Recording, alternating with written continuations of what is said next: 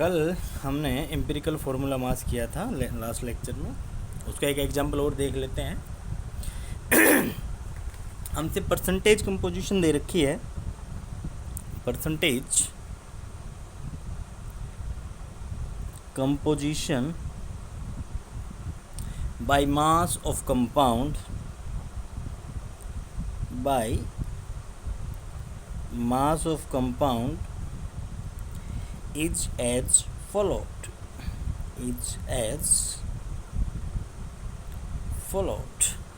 Nitrogen दे रखा है 26%, ऑक्सीजन दे रखा है 74%।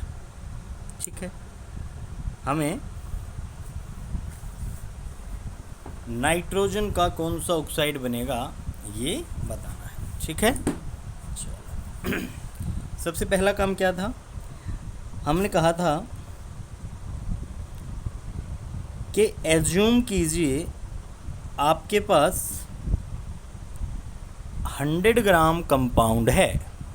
ठीक है, 100 ग्राम कंपाउंड है, इसका मतलब ये हुआ कि आपके पास नाइट्रोजन तो 26 ग्राम है और ऑक्सीजन है 74 ग्राम, क्योंकि ऑक्सीजन 74% दे रखी है, नाइट्रोजन 26% दे रखी है।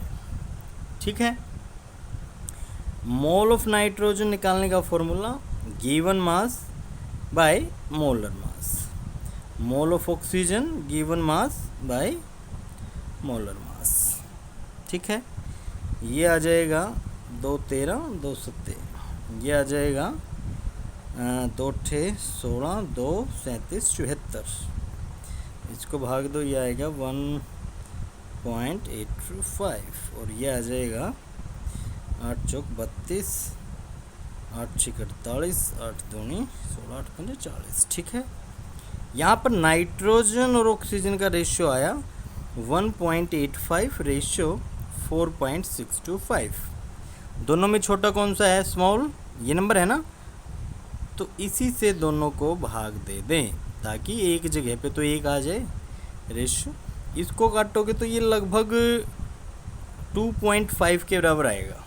ठीक है, किसी ऐसी संख्या से आप गुणा करें कि ये होल नंबर हो जाए, तो 2 से गुणा इसको कर दो, 2 से इसको कर दो, ये आ जाएगा 2:5। Nitrogen 2 oxygen 5 N2O5। ठीक है, समझ में आई बात, वेरी गुड। नेक्स्ट हम करते हैं कि आपको परसेंटेज कंपोजिशन दे रखी है,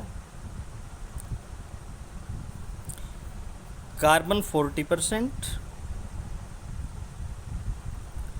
hydrogen 6.66%, oxygen 53.34%।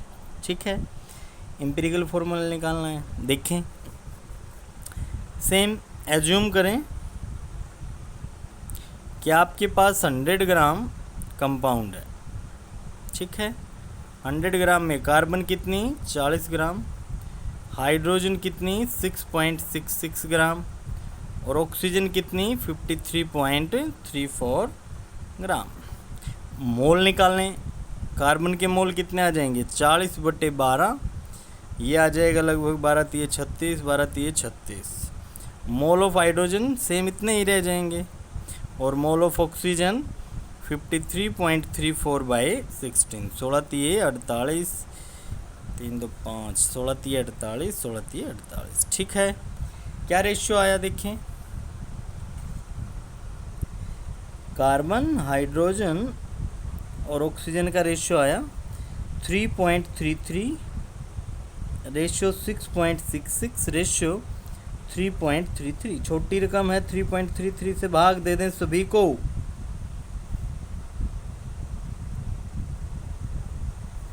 One ratio 2:1। Empirical formula क्या आ गया, CH2O। इन्होंने एम्पिरिकल मास कितना दे दिया अभी, 12 और 2 14 और 16 30 एटॉमिक मास यूनिट एम्पिरिकल मास आ गया। ये कहता है कि यदि मोलर मास इसका 180 दे रखा हो, इफ़ मोलर मास इज 180, इन्होंने 180 अगर मोलर मास दे दिया तो कह रहा है मोलिकुलर फॉर्मूला बताएं क्या हो जाएगा। तो n की वैल्यू निकाल लें, molar mass by empirical mass 180 by 30, 3 6 18, 6 किससे गुणा कर दें, C6H12O6, ये आ गया आपका मोलिकुलर फॉर्मूला। समझ में आ गई बात, वेरी गुड। नेक्स्ट आपका गे लुसाक ला, ये बस गैसी स्टेट में भी आएंगे, गे लुसाक लाएगा, वैगेड्रो आएगा, ये सारी चीज़ें आएंगी। यहाँ पर बस बेसिक सी बातें बता रहे हैं इसके बारे में। गे लुसाक ला कहता है कि at constant temperature and pressure gases will combine in simple ratio of their volume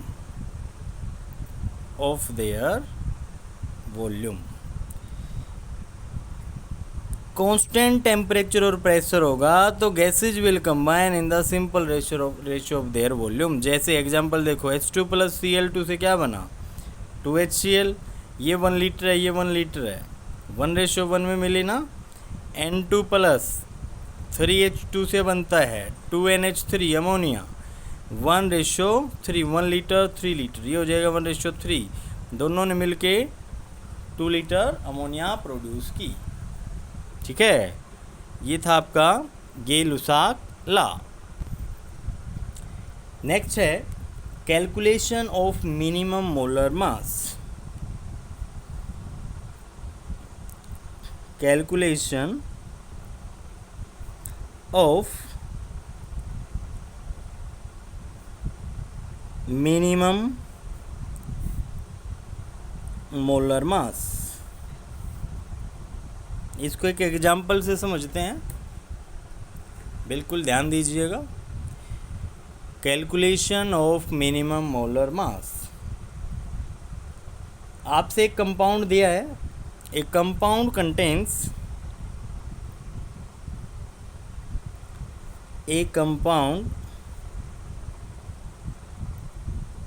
contains 4% sulfur, 4% sulfur by mass,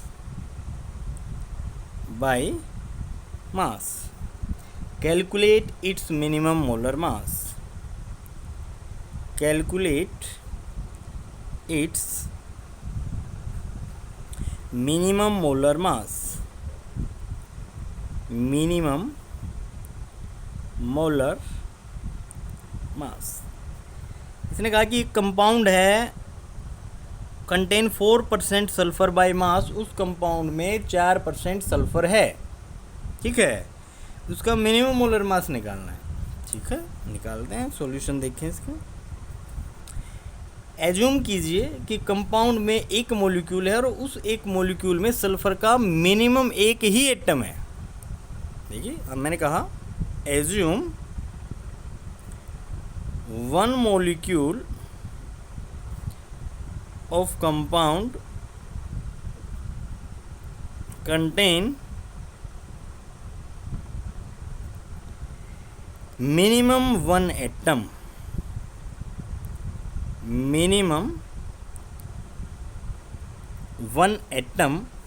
of sulfur ये तो हमने एज्यूम किया है, हम ये मान के चल रहे हैं मिनिमम तो एक एटम ही हो सकता है, एक से कम तो होगा नहीं। तो हमने ये मानना है कि उस कंपाउंड में एक मॉलिक्यूल है और उस एक मॉलिक्यूल में सल्फर का एक ही एटम है। ठीक है, अब हम मान के चलते हैं कि let mass of one molecule, कि भाई उस वो जो वन मॉलिक्यूल है ना, जो हमने मानना है, उसका मास हमने मान लिया कि x एटॉमिक मास यूनिट के बराबर है। x एटॉमिक मास यूनिट के बराबर होगा। ठीक है।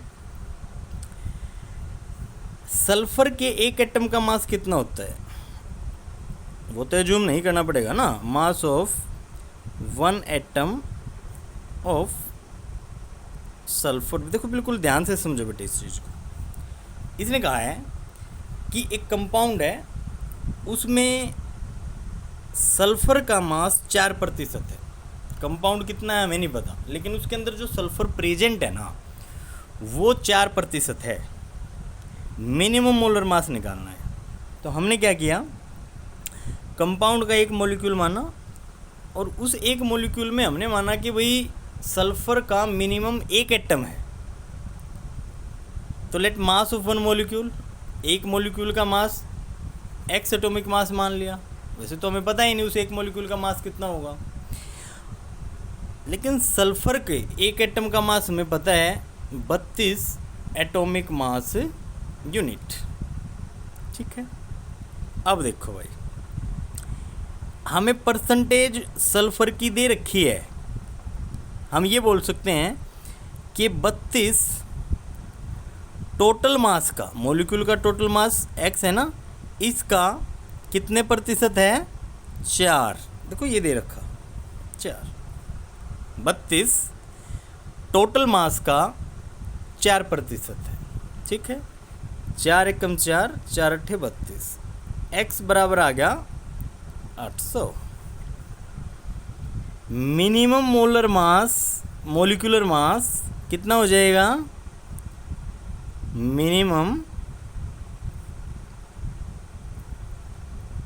मोलिकुलर मास हो जाएगा 800 एटॉमिक मास यूनिट, और मिनिमम मोलर मास कितना हो जाएगा, 800 ग्राम। अरे मोलर मास है, मोलर मास तो 800 ग्राम ही हो जाएगा, एटॉमिक मास यूनिट ग्राम में चेंज हो जाएगी। ठीक है, समझ में आई बात, आसान था ना। ठीक है, नेक्स्ट क्वेश्चन देखते हैं, एग्जाम्पल करते हैं एक और, इससे और अच्छे से समझ में आएगी बात। ए कंपाउंड कंटेन 4 आयरन एटम। ए कंपाउंड कंटेन्स 4 आयरन एटम। भाई इसने 4 एटम दे दिए आयरन के पर मॉलिक्यूल। क्या भाई इसने ये कहा कि भाई एक मॉलिक्यूल के अंदर है ना आयरन के 4 एटम है। Calculate its molar mass, calculate its molar mass if mass percentage of iron is 14% और आयरन का होता है मोलर मास 56 ग्राम। ठीक है। अच्छा, एज्यूम करिए अब की बार फिर से। हमने एज्यूम किया कि एक ही मॉलिक्यूल है ये, और अगर एक ही मॉलिक्यूल है तो उसमें अब की बार एटम कितने हो गए, 4। अब की बार एटम कितने हो गए, 4। क्या भाई एज्यूम वन मॉलिक्यूल कंटेन, और ये एज्यूम करने की ज़रूरत भी नहीं है इधर ही रखा है कि भाई ये कंपाउंड, उसमें 4 एटम है पर मॉलिक्यूल, एक मॉलिक्यूल में 4 एटम है। तो one molecule contain 4 atom of iron, 4 atom of iron Fe। ये जो मॉलिक्यूल है ना इसका मास तो एक्स एटॉमिक मास यूनिट है, 4 एटम का कितना हो जाएगा, 4 गुना 56। ये तो सही है ना। तो देखो बेटा ध्यान दो, 4 गुना में 56 टोटल मास है x, ये कितने प्रतिशत के बराबर है, 14। यही तो बताया ना इन्होंने, कहा है ये देख लो। इसमें इन्होंने कहा है कि भाई जो 4 एटम है आयरन के एक मॉलिक्यूल में उनकी परसेंटेज 14% है। तो एक एटम का मास 56 है, 4 का 4 गुना 56 हो जाएगा, और टोटल मास मॉलिक्यूल का ये रहा एक्स एटॉमिक मास यूनिट मान लिया हमने। तो ये कितना आ जाएगा बताओ, 14 चौके 56, x इज इक्वल टू 1600 ग्राम पर मोल। अगर मोलर मास की बात करें तो 1600 ग्राम पर मोल, मोलिकुलर मास की बात करें तो 1600 एटॉमिक मास यूनिट। ठीक है, समझ में आ गई बात? Very good. Chemical reaction, next topic है आपका केमिकल रिएक्शन। देखिएगा, chemical reaction are when existing bond are broken. देखिए, chemical reactions are those reactions when existing bonds are broken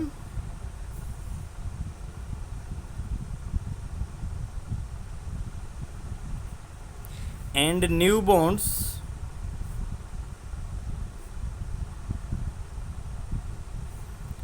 are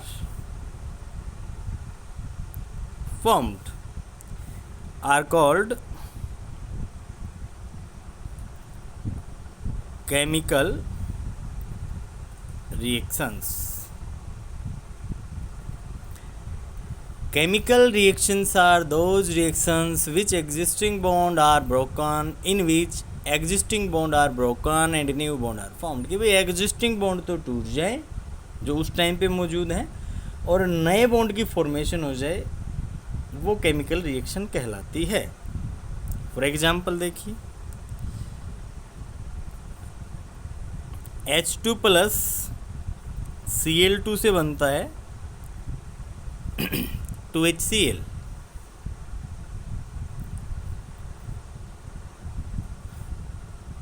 ऐसा हुआ, ये है एग्जिस्टिंग बॉन्ड, ये टूटे, और ये है न्यू बॉन्ड,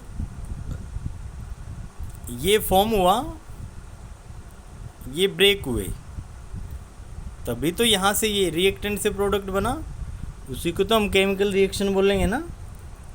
ठीक है, balancing of chemical reaction, balancing of chemical reaction मतलब number of atom of each element, number of atom of each element should be equal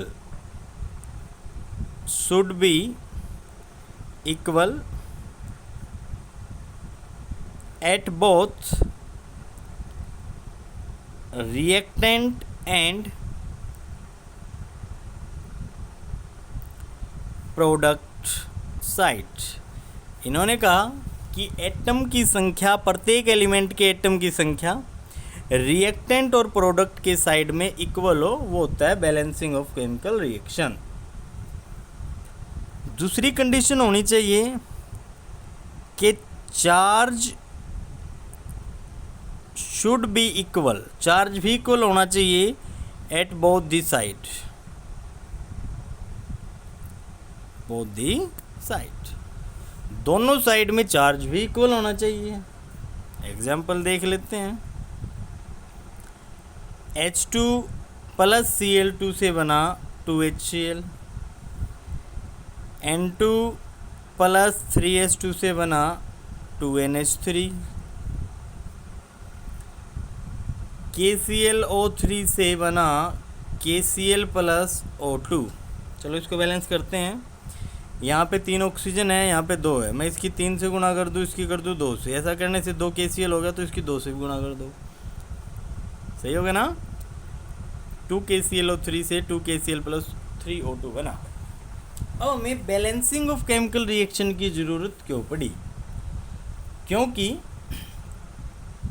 यदि केमिकल रिएक्शन को बैलेंस ना किया जाए तो हम मोल मोल एनालिसिस से या स्टिचोमेट्रिक कोफिशिएंट से नंबर ऑफ मोल्स कितने आए वो नहीं निकाल सकते। जैसे हम ये नहीं बता सकते कि जब 1 मोल नाइट्रोजन ने 3 मोल हाइड्रोजन से रिएक्ट किया तो कितने मोल अमोनिया बना। ये बात हमें तभी पता चली जब ये बैलेंस हुई। ये बैलेंस नहीं होती तो ये सिंपल होती, भाई N2 + H2 से NH3 बना। इससे तो हमें ये दिखाई देने लग रहा है कि भाई 1 मोल नाइट्रोजन से 1 मोल हाइड्रोजन से रिएक्ट हुई तो 1 मोल अमोनिया बना, लेकिन ये तो गलत है। 1 से 3 मोल बने मिले तब 2 मोल अमोनिया प्रोड्यूस हुई। समझ में आई बात? क्लियर हुई? तो बात करते हैं मोल mole analysis. Mole mole analysis.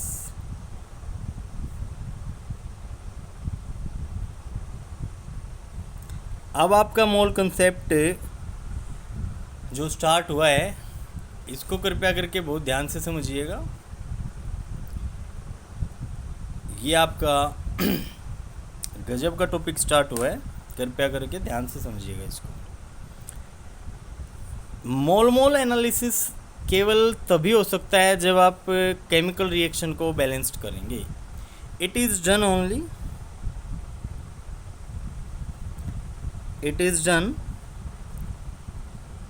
Only for balanced chemical equation, for balanced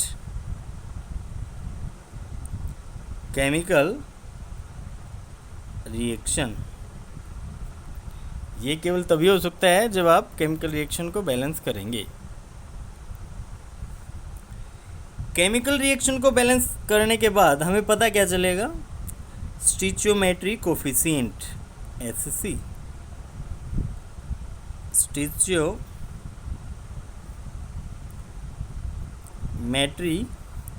coefficient should be known for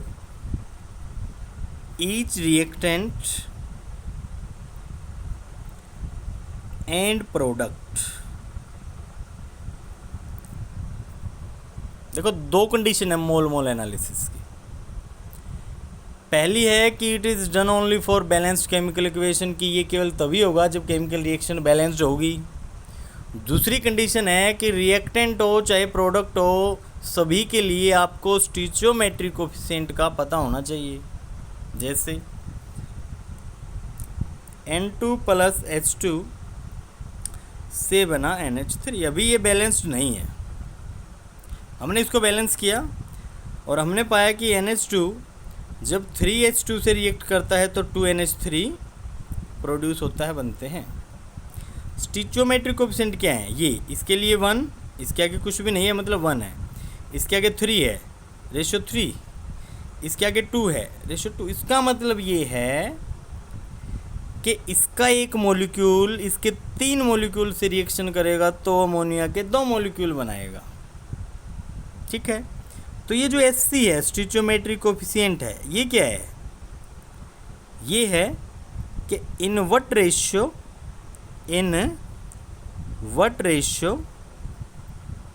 reactant react and product are formed,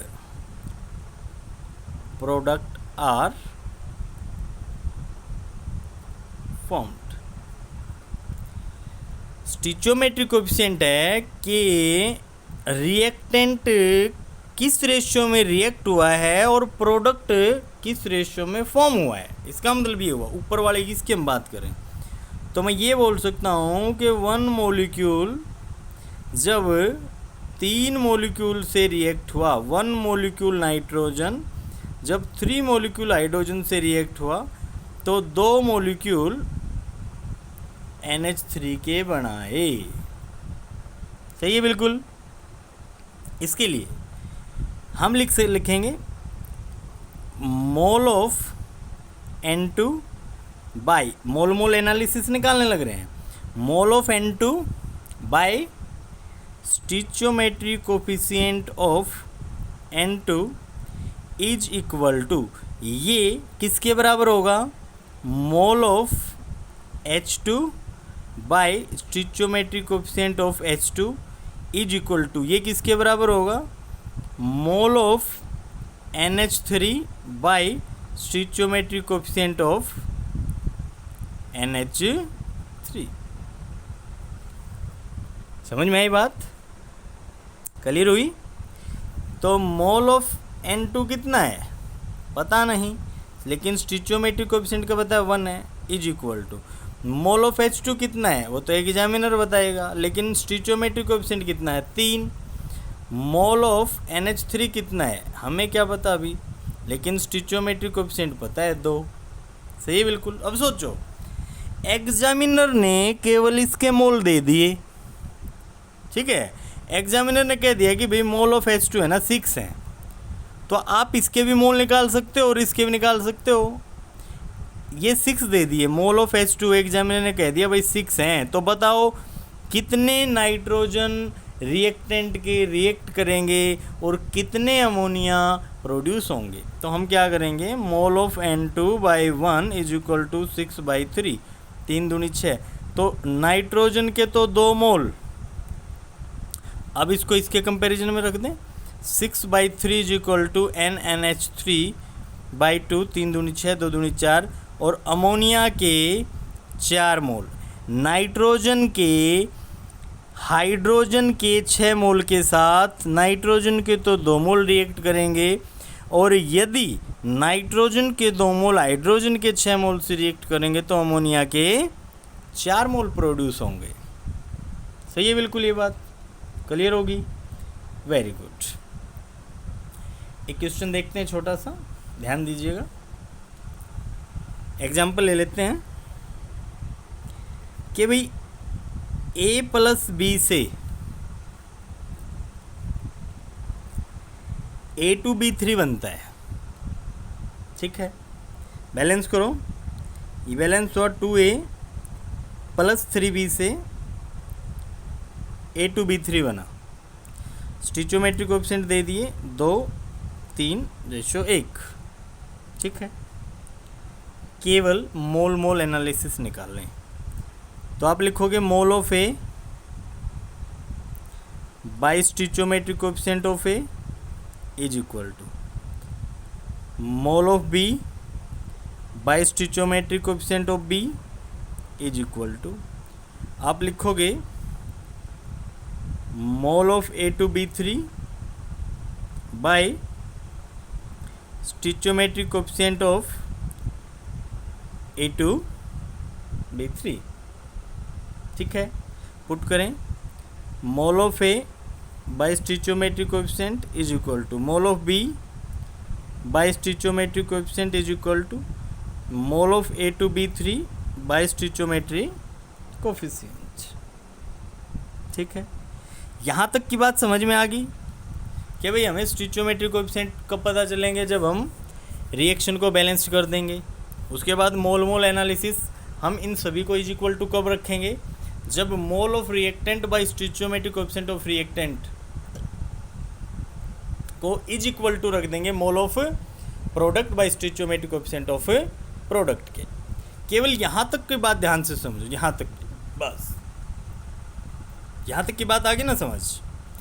अगर यहाँ तक की कोई बात आपको समझ ना आई हो तो कमेंट बॉक्स में बताएं कि सर मुझे यहाँ से एक प्रॉब्लम आ रही है, यहाँ से मैं समझ नहीं पा रहा हूँ, आपको वहाँ से समझाया जाएगा, ठीक है। लाइक शेयर एंड सब्सक्राइब जरूर करें, आपकी अति कृपया होगी।